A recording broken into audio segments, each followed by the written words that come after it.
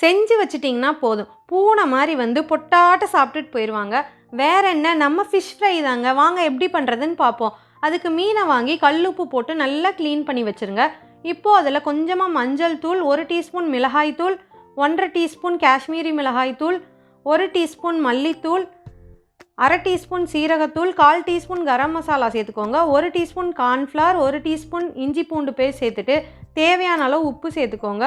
இதில் கொஞ்சமாக எண்ணெய் சேர்த்துட்டு 2 டீஸ்பூன் லெமன் ஜூஸ் சேர்த்துக்கோங்க. இப்போது இதில் தண்ணி சேர்த்து நல்லா பேஸ்ட் மாதிரி கலந்துருங்க. கலந்துட்டு இதை வந்து மீனில் எல்லா பக்கமும் நல்லா தடவி வச்சுருங்க. தடவி 1 மணி நேரம் ஃப்ரிட்ஜில் வச்சுருங்க. 1 மணி நேரத்துக்கு அப்புறம் எடுத்து நீங்கள் டீப் ஃப்ரை பண்ணுவீங்களோ, ஷாலோ ஃப்ரை பண்ணுவீங்களோ, எந்த ஃப்ரை பண்ணாலும் இந்த ஃபிஷ் ஃப்ரையோட டேஸ்ட்டு அல்டிமேட்டாக இருக்கும். செய்யும் போதே கொஞ்சம் அதிகமாகவே செஞ்சு வச்சுருங்க. டக்குன்னு காலி பண்ணிடுவாங்க.